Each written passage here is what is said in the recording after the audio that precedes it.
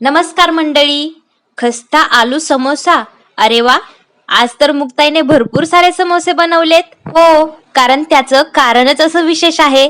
South मधली एक ताई मला म्हणाली की आमच्या घरी कार्यक्रम आहे, तेव्हा तू आम्हाला महाराष्ट्रामधला एखादा स्पेशल पदार्थ बनवून देशील का? तर म्हटलं हो, देईन ना.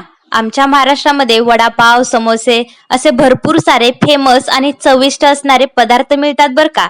तर मी तुला आज समोस्याची रेसिपी बनवून देते. झालं तर मग लगेच 2 किलो बटाटे, 1 किलो मैदा आणि बाकीचं सामान आणलं आणि समोसे बनवायला सुरुवात केली. आणि बघता बघता पटकन भरपूर सारे समोसे बनवले बर का. मंडळी, 2 किलो बटाटे आणि 1 किलो मैदा या प्रमाणात जर समोसे बनवायचे असतील तर त्यामध्ये 60 समोसे बनवून तयार होतात. तर इथं आपले महाराष्ट्रीयन स्पेशल आलू समोसे तयार आहेत. कसा वाटला व्हिडिओ कमेंट मध्ये नक्की सांगा.